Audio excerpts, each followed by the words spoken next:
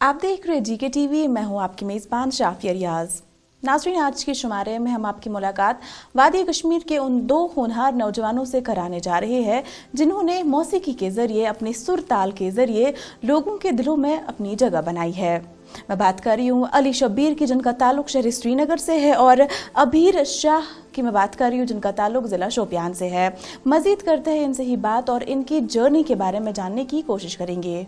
आप दोनों का खैर मकदम है जीके टीवी में आने के लिए, अपना टाइम देने के लिए। तो सबसे पहले मैं अली शब्बीर आपसे बात करना चाहूँगी। आप एक रबाब प्लेयर है, तो अपनी जर्नी के बारे में थोड़ा सा बताइए। कब से शुरुआत की, कैसे आपने रबाब को ही चूज़ किया अपना इंस्ट्रूमेंट बजाने के लिए, सब कुछ जानना चाहेंगे। बेसिकली जो मेरी जर्नी है वो 8-9 साल पहले शुरू हुई, जब मैं 6th क्लास में था। एंड उस टाइम पे सबकी तरह मुझे भी शौक था गिटार बजाने का। सो एक जगह सीख के गिटार दिल्ली में क्लासेस लेता था, तो यहाँ पे वापस आया। I wanted to continue this, चाहता था यही सीखूं। गिटार का शौक था उस टाइम पे, बहुत हाइप था। बट जब यहाँ पे आया, गिटार का टीचर अवेलेबल नहीं था। एंड एक्सीडेंटली रबाब के टीचर ने मुझे बोला, अगर कुछ सीखना है तो आ जाओ मेरे पास। एंड मैंने भी कहा, जब सीखना ही है, जब गिटार अवेलेबल नहीं है, तो ये क्यों नहीं। सही। तो मैं कह सकता हूँ ये थोड़ा एक्सीडेंटल एंट्री थी मेरी इस फील्ड में। बट देन उसके बाद रबाब एक पार्ट बन गया। स्कूल में कुछ भी होता था, रबाब बजाना होता था, लाइन पे सबसे पहले मैं खड़ा हो जाता था कि मैं भी। तो वहां से शुरू हुई ये जर्नी, एंड देन अब तक कंटिन्यू हो रही है। जी, तो ऐसा कह सकते हैं कि आपने अपनी स्टडीज़ के साथ साथ अपनी जो करिकुलर एक्टिविटीज़ है उनमें पार्टिसिपेट करते थे, एंड आपका जो रबाब है उस पे हाथ आपका जो है बेहतर से बेहतरीन होता चला गया। तो करंटली आप इस वक्त क्या करते हैं? इस वक्त मैं अमर सिंह में फर्स्ट ईयर में स्टूडेंट हूँ। एंड उसके साथ साथ थोड़ा फैमिली बिजनेस भी संभाल रहा हूँ। एंड ये तो कंटिन्यू ही है रबाब। तो थोड़ा सा हम आपसे सुनना चाहेंगे, आप जरूर कुछ हमें सुना सकते हैं जी।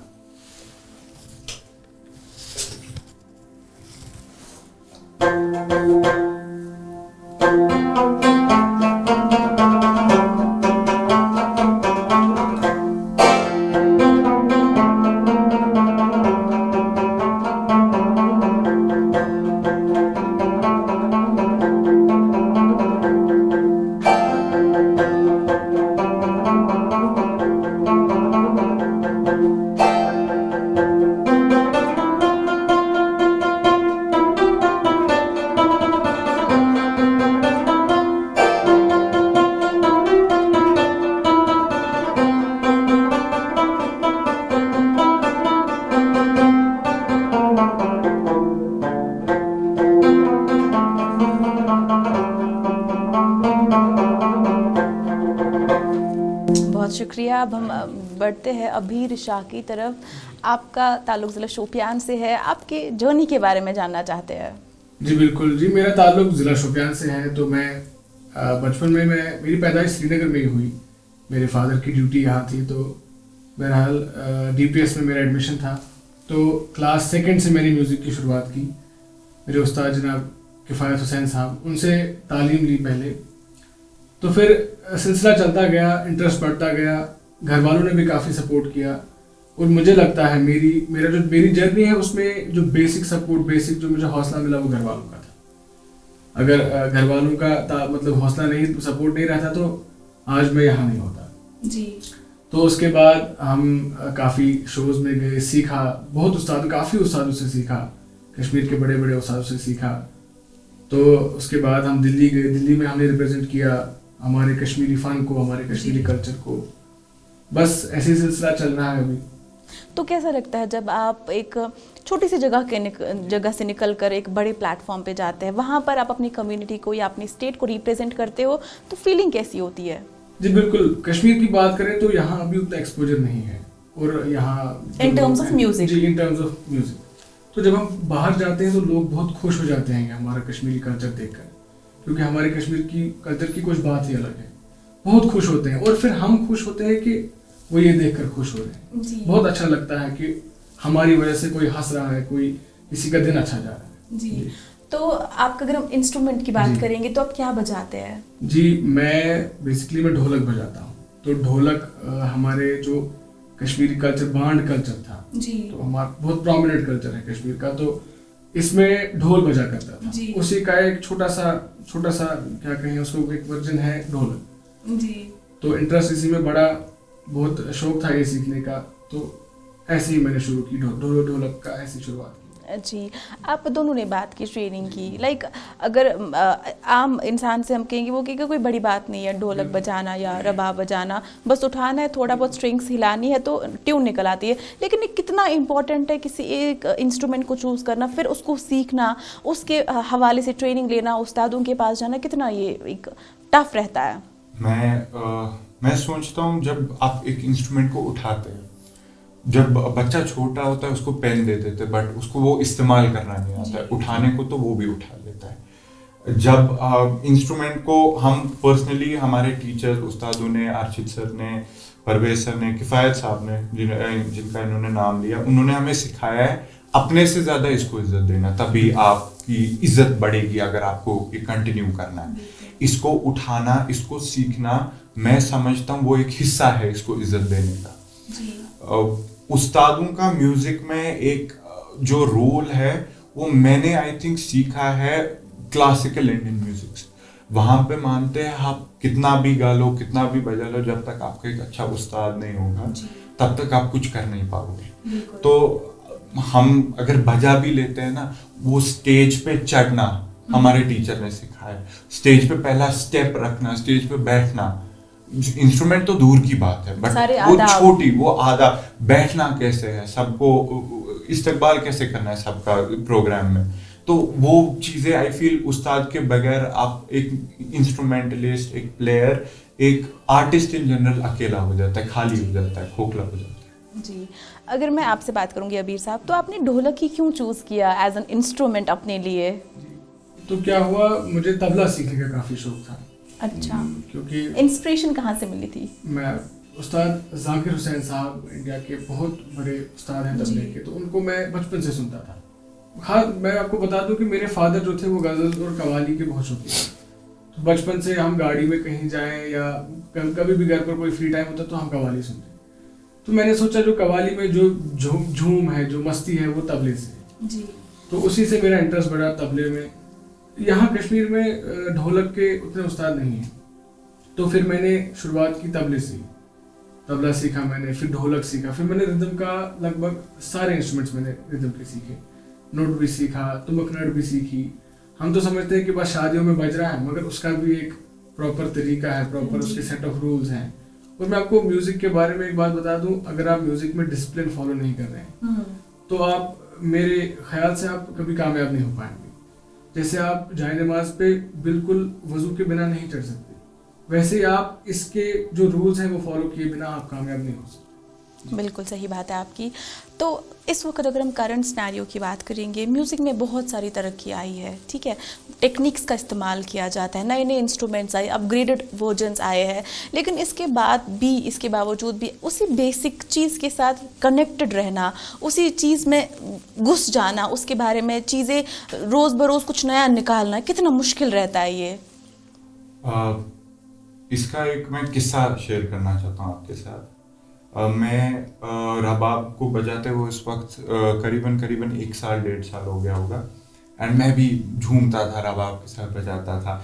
मेरा भी वही ख्याल था कि तेज़ बजाऊंगा, लोगों को मस्त करूंगा अपने म्यूजिक में, तो उतना ही है सब। फिर एक बारी जो मेरे टीचर थे परवेज साहब, तो उन्होंने मुझे बोला एक बारी सिंपल सरगम बजा। तो सरगम से हम लोग शुरू करते हैं, और हमारा अब तो ये सीख लिया बात, हमारा मानना है कि इंस्ट्रूमेंट उठाओ तो सरगम से शुरू करो, वो बेस पे रहो। और 1.5 साल बाद बजाते हुए उन्होंने मुझे एक बारी बोल दिया, चलो आप इतना तेज बजा लेते हो, आप ये कर रहे हो, वो कर रहे हो। उन्होंने एक बारी बोला सरगम बेसिक बजा के, और वो मेरे हाथ से बजा नहीं, इतना बजा के, इतना तेज बजा के प्रोग्राम्स। उस टाइम पे बहुत वक्त होता था, स्कूल में थे, छोटे थे, तो एकेडमिक प्रेशर भी उतना नहीं था, तो बजा लेते थे बहुत उस टाइम पे। वो बेसिक सरगम जो मुझे नहीं आया ना, उस टाइम पे मैंने समझा कि वो बेस के साथ जुड़ा रहना। ये इंडियन क्लासिकल म्यूजिक में कहते हैं अगर आपको सा नहीं आया तो आप रे तक नहीं पहुंच सकते, रे नहीं आया तो गा तक नहीं पहुंच सकते। तो वो बेस के साथ जुड़ा रहना, जब तक बेस नहीं है, जब तक आपको पता नहीं है आप जो बजा रहे हो, जो सुर कर रहे हो वो आ कहाँ से रहे, वो कैसे बज रहे, उनको क्लियरली बजाना, तब तक पॉइंट नहीं है। अगर मैं कितना भी बड़ा प्लेयर बन जाऊं और मुझे वो बेसिक सुर नहीं आया निकालना, तो मुझे नहीं लगता मैं म्यूजिक के साथ, अपने इंस्ट्रूमेंट के साथ वो सही ये कर रहा हूँ, फेयर नहीं होगा, फेयर नहीं हो रहा जी। हूँ उसके साथ। तो अगर हम किसी भी इंस्ट्रूमेंट की बात करेंगे, उसको बजाने के लिए हमें उसको समझने की ज़रूरत होती है, उसके अलग अलग पार्ट्स, उसमें कितनी अगर हम आपके रबाब की बात करें, कितने स्ट्रिंग्स है, कितने इसमें वो एडजस्टमेंट्स की जो ये ऊपर लगे हैं, ये कितने सारे हैं। तो आपने इन सब चीज़ों को सीखने में कितना टाइम दिया, एंड क्या आप अभी भी इन सब चीज़ों को वो सीख रहे हैं या फिर हो चुका है कंप्लीट कि अब बस प्ले करना बाकी है? मैं समझता हूँ वो इंस्ट्रूमेंट हो म्यूजिक में, वो सीखना तो मैं हर दम तक है म्यूजिक में, उसकी हद नहीं है कोई सीखने की म्यूजिक में। जो इसकी स्पेशली मैंने रबाब में देखा है, इसमें बहुत ज़्यादा ट्यूनिंग कीज होती है। ये जो ऊपर से नॉब्स होते हैं उन्हें ट्यूनिंग कीज कहते हैं हम लोग अंग्रेजी में ही, तो वही इनको सीखने में मुझे एक साल पता नहीं था, अच्छा अगर मैं ट्यूनिंग की घुमा रहा हूँ तो कौन सी स्ट्रिंग टाइट हो रही है, क्योंकि इतनी सारी जब एक साथ आ जाती है उसको देखना कि कौन सा टाइट हो रहा है, मुझे स्टार्टिंग से गिनना पड़ता था। अच्छा अगर मैं इस नोट पे हूँ, 7th नोट पे हूँ, तो मुझे पहले से गिनना पड़ता है 1 2 3 4 उसकी कौन सी की है, वो आहिस्ता आहिस्ता समझना। एंड बेसिक इसका ट्यून करना है, रबाब तो इंसान ने लाया, बट देन उसको ट्यून करना, बजाने के लिए बराबर होना चाहिए इंस्ट्रूमेंट। हम अभी शुरू करने से पहले हम ट्यून कर रहे थे, वो ट्यूनिंग करना, उसको समझने के लिए मुझे 2 साल लग गए। वो कान गिटार के लिए ट्यूनर्स होते हैं, रबाब के लिए कुछ नहीं है। रबाब के लिए आपको सुर सुनना है और मिलाना है, दैट्स इट। तो उसको कान की ट्रेनिंग करनी पड़ती है। ढोलक में हम देखते हैं कान के हिसाब से, ढोलक रिदम इंस्ट्रूमेंट है, मगर कई लोगों को ये पता नहीं है ये भी ट्यून होता है, ये भी एक स्पेसिफिक सुर पे ट्यून होता है। तो उसको कान की ट्रेनिंग करनी, उसके लिए फिर हाथ बिठाना कि ट्यून कैसे करना है, उसके लिए तो कई साल लग जाते हैं। मैं तो मानता हूँ अभी भी मैं सीखी। जी, मेरा सवाल आपसे भी यही रहेगा कि आम इंसान के लिए बस एक ढोलक है, इसको हमें बजाना है, प्ले करना है बस, और इससे हमें वो एक फॉर टाइमिंग हमें से फन चाहिए। लेकिन आपके लिए इसको समझना, इसके अलग अलग पार्ट्स को समझना, उसके बाद देखना कि मुझे कौन से पोर्शन पे कौन से ट्यून निकलते, कितना ये इजी रहता है या ठीक है? मुझे एक दोहा याद आ रहा है कि हद हद टपे सो औलिया, अनहद टपे सो पीर, हद अनहद दोनों टपे सो वाको नाम फकीर। तो म्यूजिक में हमें फकीर बनना पड़ता है, हमें कोई बाउंड्री नहीं देखनी है, कोई हमें लिमिटेशन नहीं देखनी है, हमें बिल्कुल सबके पार जाना है, और आप सीखना कभी बंद नहीं कर सकते। जी। मेरे उस्ताद मिस्टर मकबूल अहमद भट्ट साहब बोलते हैं, वो काफ़ी सीनियर उस्ताद हैं, मगर वो फिर भी अभी भी सीखते हैं। वो गज़लें सुनते हैं और बोलते हैं काश मैं ऐसा बजा पाता, वरना वो बहुत एक्सपीरियंस है। मुझे लगता है म्यूजिक में आप कभी सीखना बंद नहीं कर सकते। जी। सीख तो आप बहुत लोगे, मगर आप सिखा भी लोगे बहुत, मगर खुद आप सीखना बंद नहीं कर सकते। बिल्कुल सही बात है आपकी।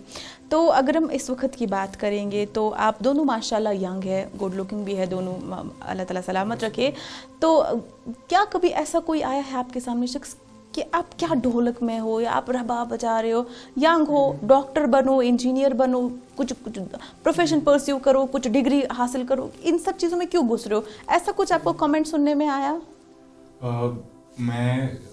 ये तो सुनने में बहुत आया था जब हम यंग थे, और उस टाइम पे कहते थे पढ़ो, स्कूल भेजा है पढ़ने के लिए, ये क्या सब कर रहे हो। बट आई फील वो चीज़ मेरे केस में अल्हम्दुलिल्लाह वो फैमिली ने बहुत रोक दी, क्योंकि जब आपके पेरेंट्स आपके सामने होते हैं आपको प्रोटेक्ट करने के लिए, स्पेशली इस चीज़ में, ये तो सही बात है कि कश्मीर में इसको बहुत बैकवर्ड देखा जाता था, और अब तक कहीं ना कहीं किसी हद तक देखा जाता है, और इसको परस्यू करना एज अ रिस्पेक्टेबल चीज़ कश्मीर में मैं मानता हूँ बहुत डिफिकल्ट थी पहले।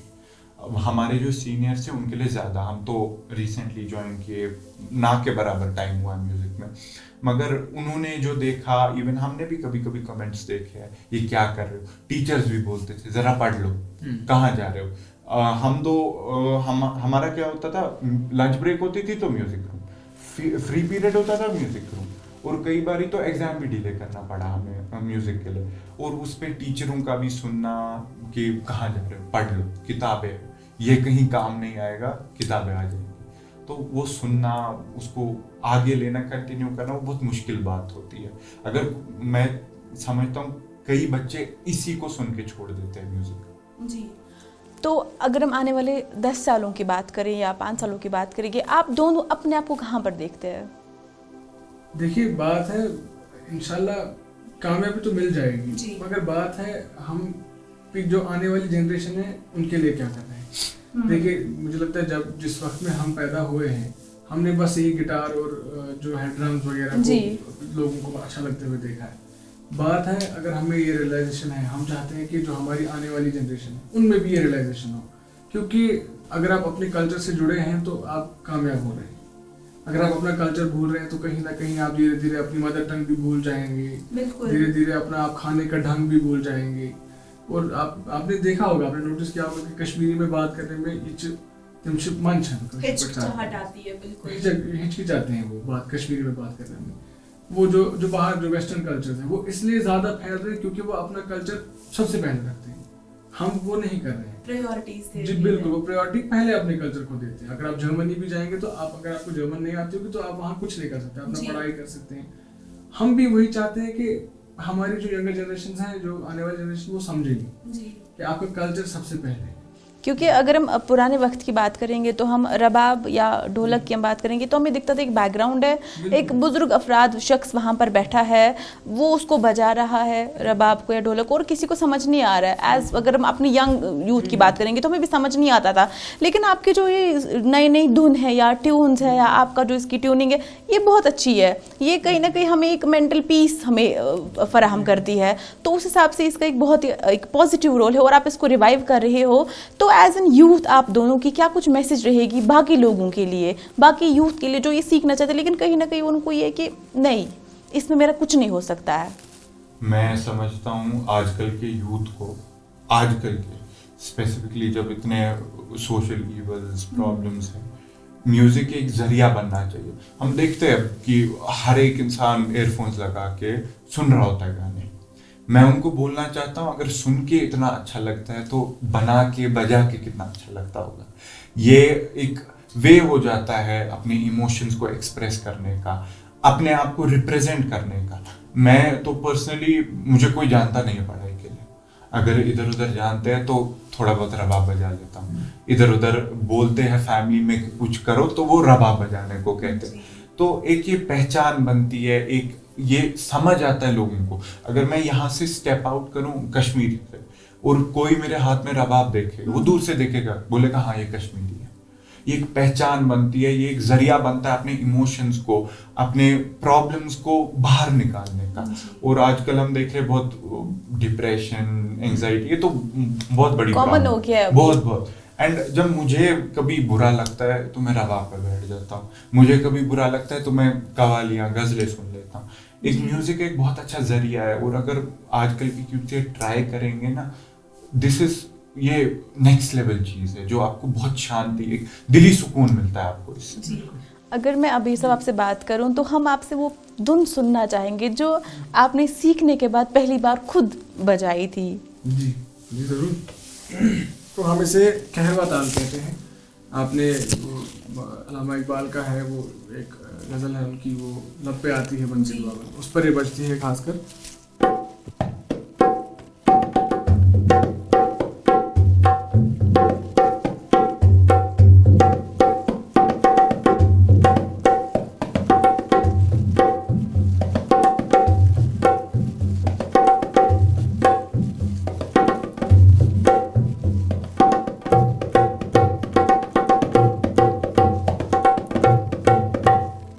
सबसे पहले जब मैंने शुरू किया तो सबसे बेसिक ताल हमारे चाहे जो सब कॉन्टिनेंट का क्लासिकल म्यूजिक है उसमें कहरवा ताल है, इसमें हमारी 8 मात्राएं होती है।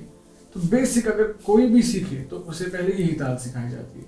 तो ये पहली बार जब मैंने बजाया था, एक हमारा ऑर्केस्ट्रा हाई स्कूल का था, तो उसी के साथ हमने बजाया था। अली शबीर मुर्जा कंपनी भी कर रहे थे, अगर आप चाहें तो ये मेरे साथ। बिल्कुल आप दोनों एक बारी हमें सुनाइए।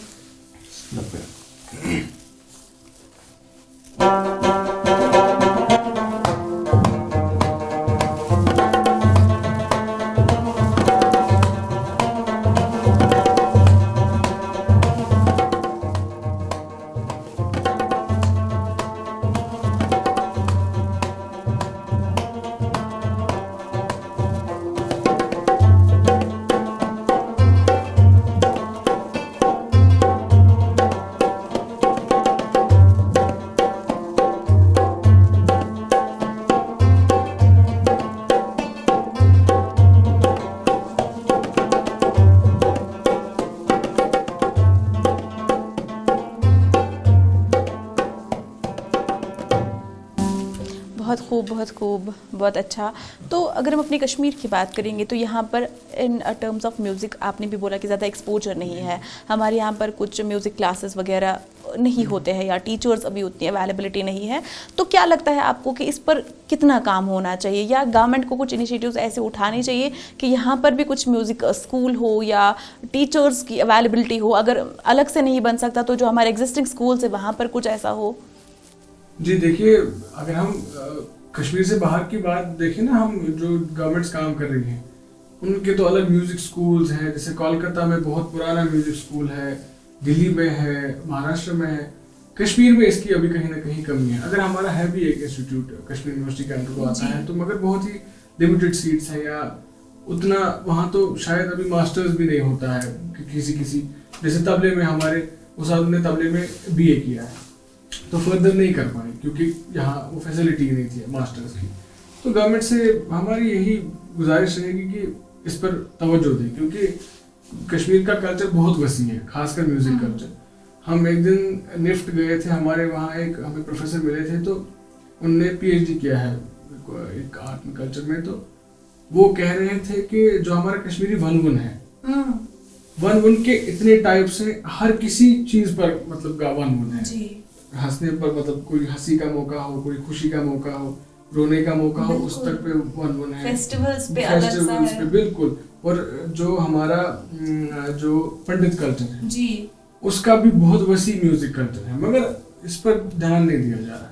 बदकिस्मती से जो आपने वन की बात की, ये एक ट्रेडिशन है हमारे जम्मू कश्मीर का, एक यूं कहे तो एक पहचान है, बट वो अब वक्त के साथ फेड होते जा रहा है। जो हम यंग जनरेशन है, हमें उसके बारे में कोई इल्म नहीं है। हाँ, हमें सुनना पसंद है, लेकिन हमें वो उसको अपनाना, वो शायद कहीं ना कहीं हम उसको एक्सेप्ट नहीं कर पा रहे, क्योंकि वो एक जो शर्म है वो है कहीं ना कहीं कि अब मुझे क्या करना है, ऐसे एक रोफ में करूँ, एक सफ़े में मुझे खड़ा होने, फिर ऐसे मुझे वो एक्सेप्ट नहीं है। हाँ, सुनने में मुझे अच्छा लगता है। इन सब को भी जो है रिवाइव करने की काफ़ी ज़रूरत है।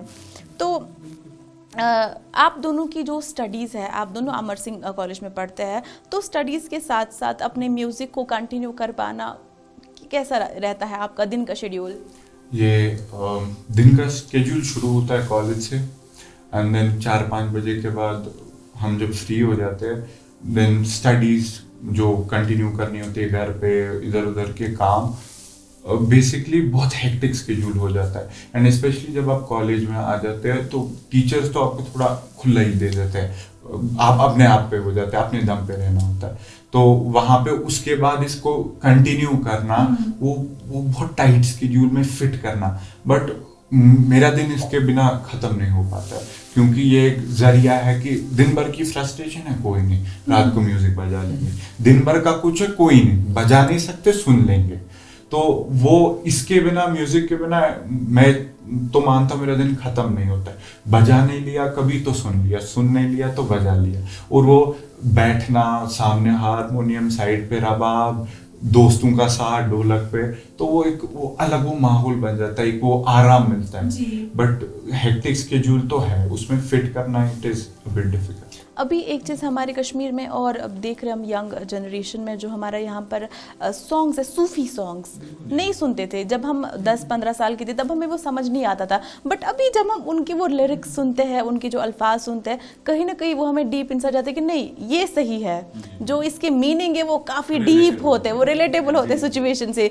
तो आप भी उसी हिसाब से इस चीज़ को रिवाइव कर रही हो। तो कभी फैमिली में ऐसा हुआ है, आपने किसी काम को करने से मना कर दिया एंड फिर आप उनको वो टिप दे रहे हो कि नहीं चलो मैंने ये नहीं करा, मैं आपको बाद में कुछ सुनाऊंगा, ऐसे कुछ हुआ है कभी? मेरे फैमिली में बेसिकली मम्मा पापा ने बहुत सपोर्ट किया है, तो उनको तो पापा तो अब ये होता है कि कुछ भी हो चल अली बजा ले, कुछ फैमिली में फंक्शन हो अली बजा ले कुछ। हमारे यहाँ पे एक ट्रेडिशन है, 10th में बहुत बड़ा फंक्शन हो जाता है। तो जब मेरा 10th का फंक्शन था, मुझे एंजॉय करना था, बट मैं सबके लिए रबाब बजा रहा था। तो ये हो जाता है कि अच्छा हम जा रहे हैं कहीं चाय पीने, कभी होता है फैमिली के साथ सुबह ब्रेकफास्ट कर लिया, तो अगर बाहर जाएंगे अली तो साथ में रबाब ले आना। अगर दोस्त है कोई, यूजुअली अबीर को मेरे फादर अच्छे से जानते हैं, तो बोलते हैं आना है, इसको साथ लाना, हम कहीं दूर जाएंगे बजा के आ जाएंगे। तो ये वो एक ये हो जाता है कि चल कुछ नहीं तो ये है। तो ये जो इंस्ट्रूमेंट्स है ये म्यूजिक क्रिएटर्स है, इनसे हम कुछ भी बना सकते, कोई भी धुन क्रिएट कर सकते, कोई भी ट्यून बना सकते हैं।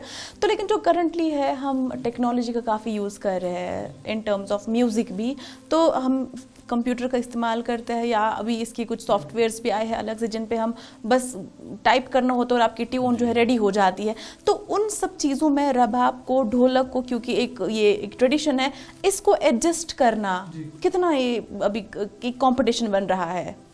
जब हम बजाते हैं ऑन डिजिटली, हम देखिए मे बी इवन ढोलक आया होगा डिजिटल प्लेटफॉर्म पे, जैसे डिजिटली ड्रम्स, आजकल फोन्स पे एप्स भी आ गए ड्रम्स के, मे बी इवन ढोलक, तबला तो है, we have tabla, there may be even dholak आएगा, बट आई डोंट सी रबाब की वो जगह डिजिटली कहीं।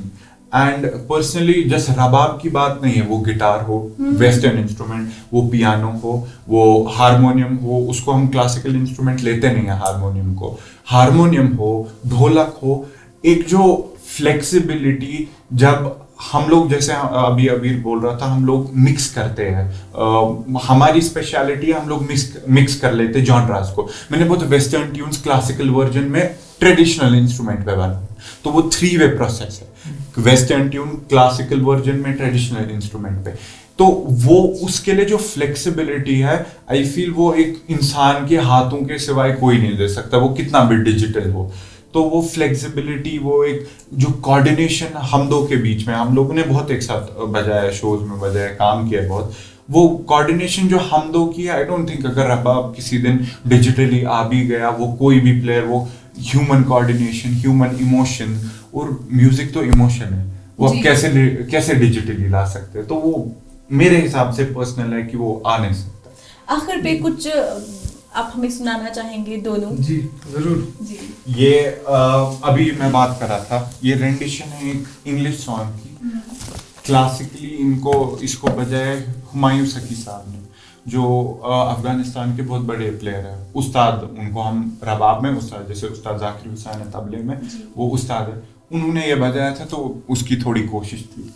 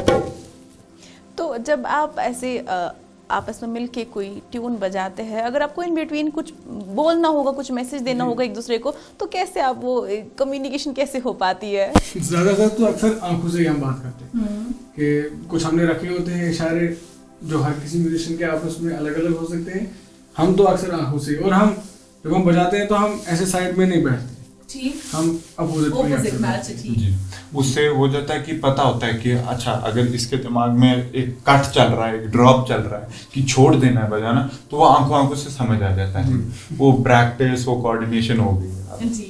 अगर हम आपके इंस्ट्रूमेंट की बात करेंगे, आपके रबाब की बात करेंगे, तो इसकी नक्शकारी काफ़ी खूबसूरत है, इसमें आपने काफ़ी डिज़ाइनिंग भी डलवाई है, तो इसके बारे में कुछ जानना चाहेंगे?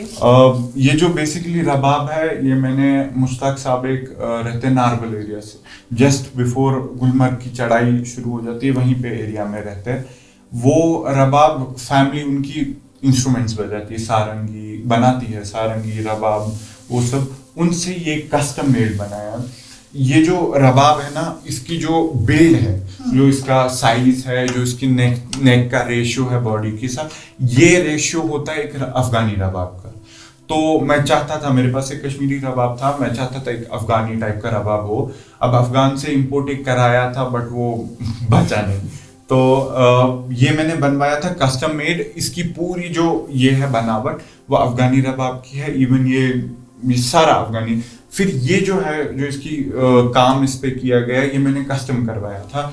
वो खुद ये काम हैंडमेड करते हैं, बैठते हैं एक एक, ये जो वाइट है ना, ये पतरी जैसी हो जाती है, फिल्म जैसी होती है, वो उसको हैमर से अपने टूल से एक एक करके, ये सारा ये हैंड वर्क है। इवन साइड पे मैंने कस्टम वर्क करवाया था, ये सारा उनसे बनवाया था, बट इसको मैंने मेक श्योर किया था ये अफगानी बिल्ड में रहे। तो हाँ, तो वही अगर हम आपकी ढोलक की बात करेंगे तो इसमें क्या कुछ चेंजेस आपने कराई है, या क्या कुछ चेंजेस इसमें आई है एज कम्पेयर टू पुरानी ढोलक के? बिल्कुल, जो हमारे ट्रेडिशनल ढोलक होते हैं अक्सर राजस्थान में बजते हैं अब आज के टाइम पर। तो ये जो है थोड़ा सा जो इसको हम लेफ्ट साइड को डुगी कहते हैं। तो इसकी डुगी मैंने जब वो आई तो थोड़ी वो जो वहाँ बजता है वो मोटी होती है और उसका बेस थोड़ा कम होता है। मगर हमने कश्मीर में थोड़ा लोग पसंद करते हैं बेस थोड़ा ज़्यादा हो, तो इसके लिए मैंने इसमें हल्की डुगी लगवाई, पतली डुगी, ताकि इसका जो बेस है थोड़ा ज़्यादा निकले। तो और जो इसका राइट साइड होता है ये गोट लेदर का बनता है और लेफ्ट साइड जो है वो बफेलो लेदर का बनता है जी। तो यही बात है, ये जो गोट जो मतलब यंग एज की गोट होगी तो उसकी स्किन से इसका राइट साइड बनाते हैं, तो और बफेलो की स्किन से इसका लेफ्ट साइड बनाते हैं। और इसके अंदर भी एक मेम्ब्रेन जैसा होता है, वो भी स्किन का ही बना होता है।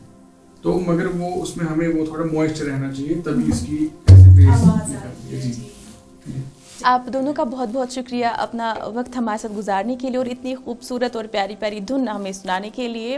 नाज़रीन, किसी शेर ने क्या फरमाया है, मोहब्बत सोज भी है, साज भी है, खामोशी भी है और आवाज़ भी है। अगले शुमारे में आपकी मुलाकात किसी और शख्सियत से कराएंगे, तब तक के लिए GK TV देखते रहिए।